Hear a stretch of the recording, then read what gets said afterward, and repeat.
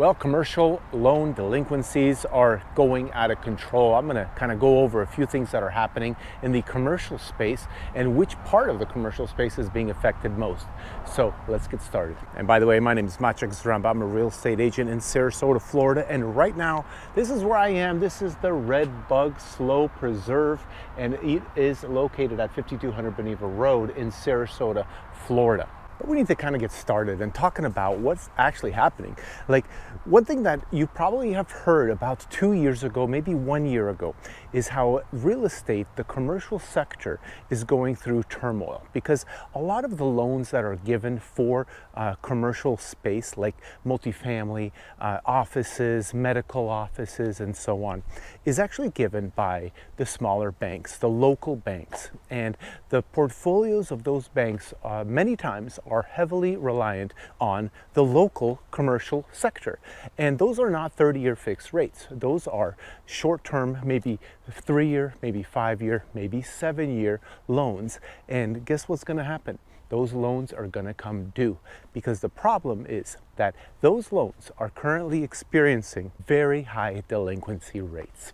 So I have an article here from Adam, which is a great resource if you're interested in data and what's happening in the US real estate market. And they recently released a report that shows the 10 states with the biggest delinquency rates for commercial properties, the ones that are actually facing foreclosure. And they say that in May 2020, there were only 141 commercial foreclosures happening. But right now, in March 2024, we had 625, a new record high, by the way. And by the way, in March 2024, that was actually a 117% increase year over year. Do you think we are having problems in the commercial real estate sector? If you're a commercial broker or if you're a relative of a commercial broker, please write some comments. Let me know what you are seeing in your market and also state what market it is. By the way, look at this. This park is really cool. It's got a nice big lake over here and this nice dock. This was all redone very recently. But check this out. Look at all these turtles.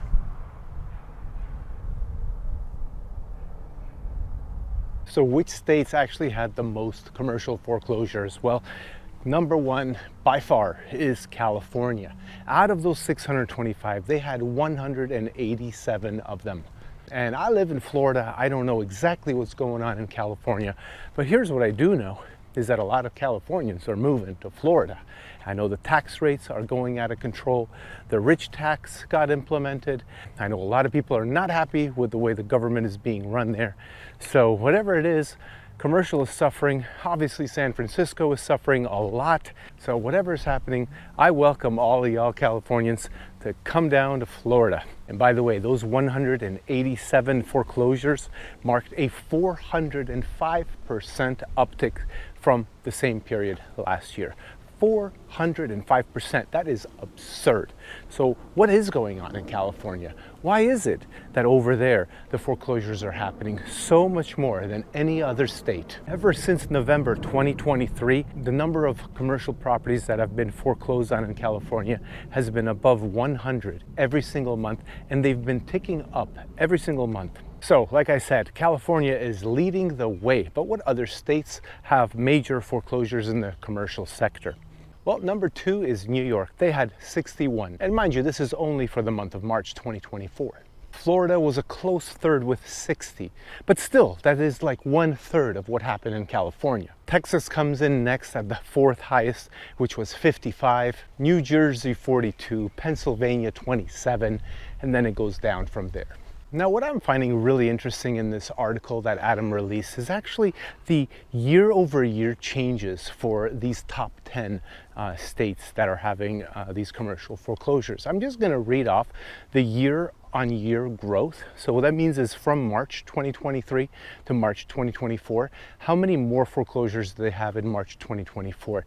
Listen to this. Let's see if anyone has a negative number here. First of all, California, 405%. New York, 65% more. Florida, 107% more. Texas, 129% more. New Jersey, 133% more. Pennsylvania, 35% more. Georgia, 163% more. Ohio finally won, negative 34%. So they actually had more in 2023 than they did in 2024. Then Connecticut, 500% more. That's worse than California. And lastly, Illinois with 31. Now, the next thing I'm going to talk about is actually released by Business Insider. And Business Insider did a little research to see why things like this are happening. Why is commercial suffering so much, and which sectors are suffering? And they basically gave just a few reasons why. And by the way, if you don't know, right now commercial real estate is going through one of the biggest price drops in the last 50 years in the United States. Literally, these kinds of drops have not happened in that long. So why have the prices started dropping? Ever since March 2022, when the Fed did their first rate hike, prices have dropped 11% in the commercial sector. You see, the Fed fund rate was 0 at that time. And then now, if you take a look, we're at about 5.25, 5.5%. That's literally 5.5% more that you have to pay when you're refinancing your commercial loan, when you're buying a commercial property. Whatever you're doing is going to cost you that much more, unless of course you're paying cash. But let's be real, who has cash to buy these big expensive $5 million, $10 million, $30 million properties? And the people that do have them prefer to leverage because they know how to use their money and make their money work for them. One thing that I'm seeing in the residential space, the commercial residential space, which is the multifamily space, is that prices have started to drop. And that's nationwide. That's just not in my area, although my area is also affected, Sarasota, Florida. So here's what happens to those investors. They bought a property, they fix it up and they jacked up the rents, let's just say to $2,000 per month for a 2-bedroom, 2-bath unit. Let's just say there's 100 of them, right? And they purchased that property with a really low interest rate. Let's just call it, 3-4% interest rate. But that's not a 30-year fixed rate, just like your home or condo is. That is actually a 5-year fixed rate. And then it goes into variable rates, or they just make you refinance out completely. Well, the $2,000 rate that they were getting was just barely satisfying that mortgage, and they were happy. But now that they're going to have to refinance, it's going to jump. And it's going to jump to 10%, 9%. It's going to be a high number. And that's going to be a fixed rate for another 5 years.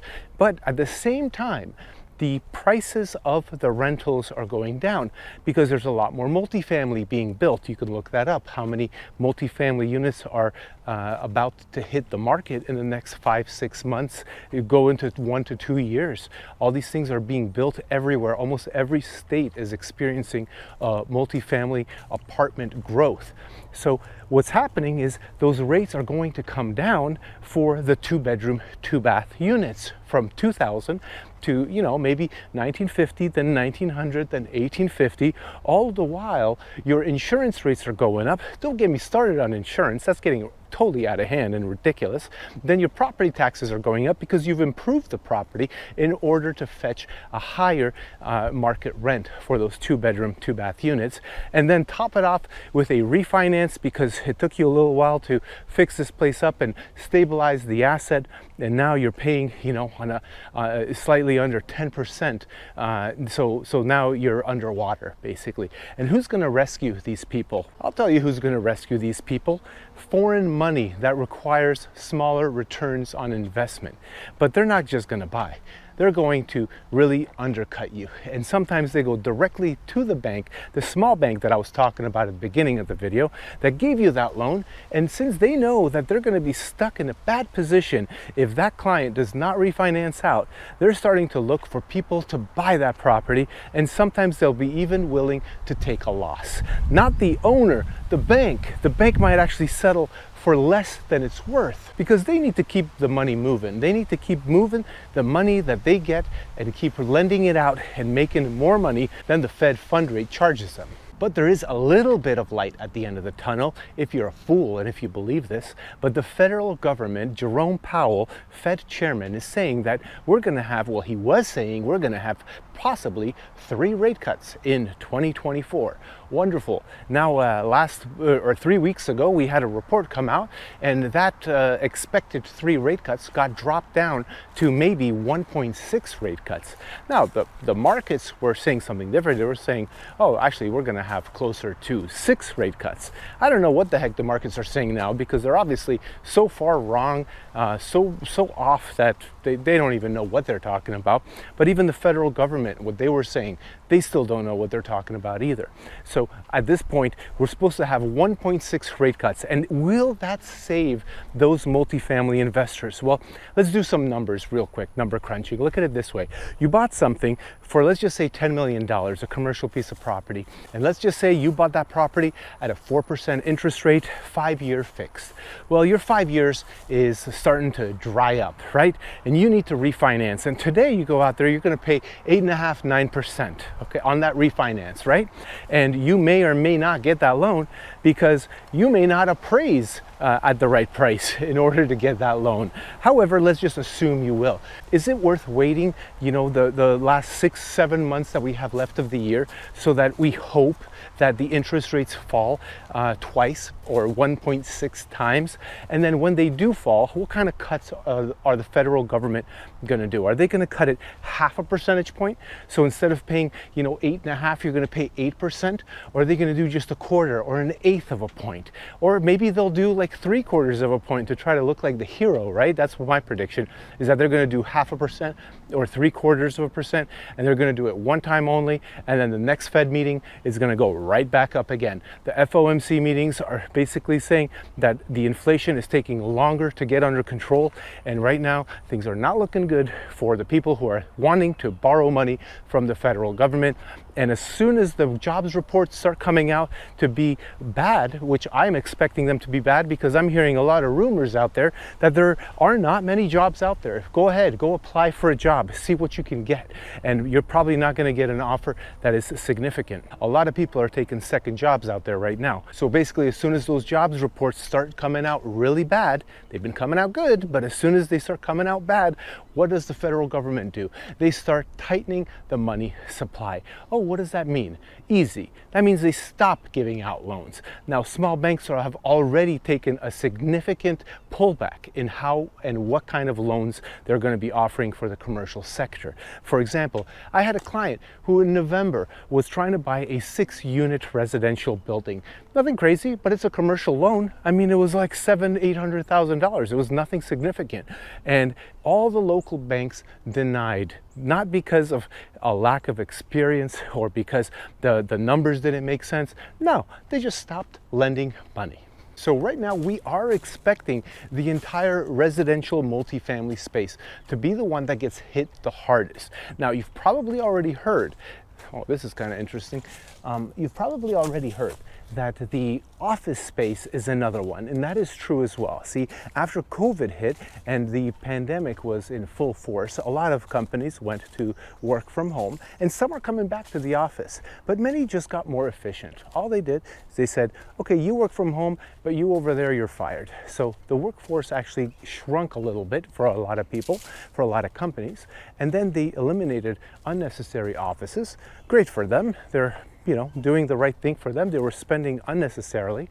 And then what are we left with? We're left with empty buildings. Who's going to be paying the mortgage on that empty building? Because no one is paying it right now. And as you know, it's very difficult to get a tenant in place on a big building, 35,000 square foot office space. Those things usually sit vacant for 2-3 years before they sign a 10-year lease. Like I said at the beginning of this video, the office space is suffering, and I don't think it's going to get good anytime soon unless one thing happens. One thing can save this, and that is a major reduction in interest rates. But that comes at a cost too.